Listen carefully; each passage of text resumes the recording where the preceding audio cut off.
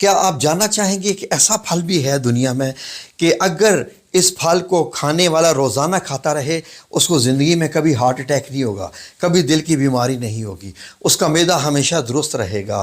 اور ناظرین، یہ پھل ایسا کرشماتی پھل ہے کہ یہ پھل بڑھاپے میں بھی جوانی کے آثار لے کے آ جاتا ہے۔ کیونکہ یہ دل کو جب بہت طاقت دیتا ہے، معدے کو ٹھیک کرتا ہے، جوڑوں کے دردوں کو ٹھیک کرتا ہے، تو ناظرین انسان تو ظاہر ہے بندہ تو پھر جوانوں کی طرح ہی پھرے گا۔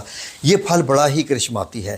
اس پھل کے بارے میں نبی کریم صلی اللہ علیہ وآلہ وسلم سے بھی روایات موجود ہیں، آپ کی حدیث مبارک میں بھی اس کا ذکر ہے۔ حتیٰ کہ حضرت عائشہ صدیقہ رضی اللہ عنہا نے تو یہاں تک کہہ دیا کہ اپنی حاملہ عورتوں کو یہ پھل کھلاؤ، اس سے ان کا جو حمل بھی آسان رہے گا، پورا پیریڈ پورا آسانی سے گزرے گا، اور بچہ خوبصورت پیدا ہوگا، بیٹا خوبصورت پیدا ہوگا۔ یعنی بیٹے کا بھی ذکر ہے، خوبصورتی کا بھی ذکر ہے، اور یہ ناظرین ہم کئی دفعہ آزما بھی چکے ہیں الحمدللہ۔ کتنے لوگوں کو ہم نے دیا تو اللہ رب العزت نے ان کو بیٹا عطا فرمایا۔ تو ناظرین یہ پھل کیا ہے، کون سا ہے؟ پاکستان میں لوگ تحقیق نہیں کرتے، اور کہا بھی جائے تو پھر وہ تحقیق ہوتی نہیں ہے۔ میرا خیال ہے کہ ڈاکٹر حضرات جو ہے نا، وہ اس پھل کو چھپانا چاہتے ہیں، کیونکہ یہ پھل صحت کا ضامن ہے۔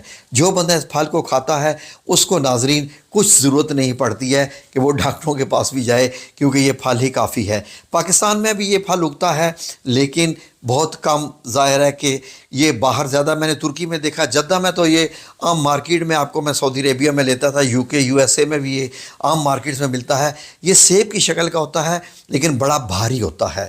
میں جب 1 کلو لیتا تھا سیب تو اس میں 5 یا 4 دانے آتے تھے سیب کے، جبکہ یہ پھل میں رکھتا تھا تو 1.5 یا 2 مشکل سے، مطلب یہ ہے کہ 1 کلو کا ہو جاتا ہے۔ اتنا یہ بھاری اور سخت پھل ہے، اس کے لیے دانت بھی بڑے سخت ہونے چاہیے۔ پاکستان میں اس کا مربع ملتا ہے، میں تو مربع لے کے یہاں پر کھاتا ہوں۔ ناظرین اگر اور ذکر کیا جائے تو یہ پھل مردانہ طاقت کا ایسا ہے کہ اس پھل کی اگر آپ تحقیق کریں YouTube پہ تو لکھا ہوگا کہ 40 مردوں کی طاقت والا پھل۔